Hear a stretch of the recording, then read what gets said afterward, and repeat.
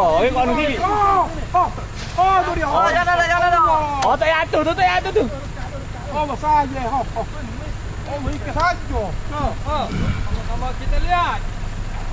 Apa dia dah, Pak? Oh, mutih. Motor dah. Turun lah. Mutih. Oh, tu penuh.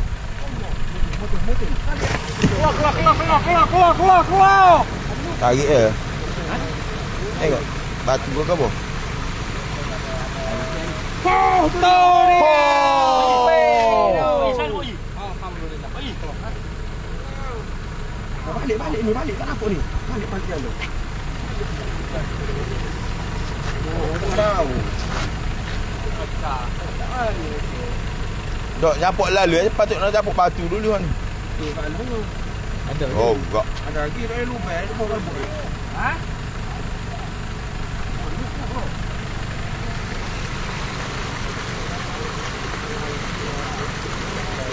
Udah leh.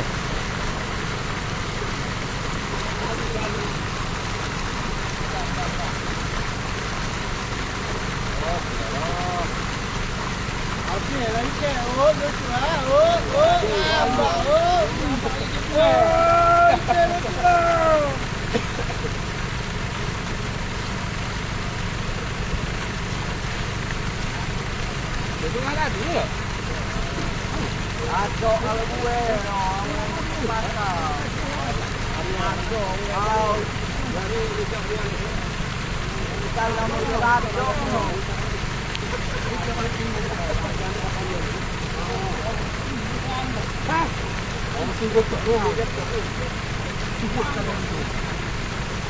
Ada lambah mesti lagi.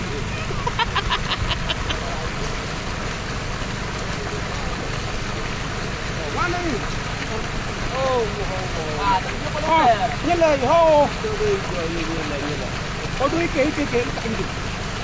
Ikan saja jalan batu ni.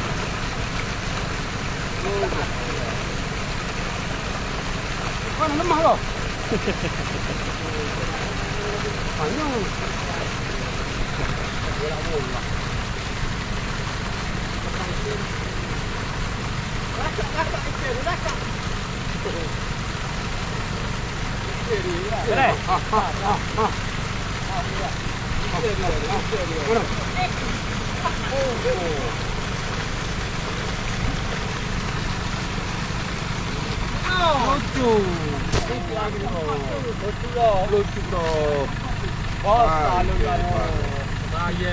Kalau dia ni jalan main nasi masuk ikan ekor.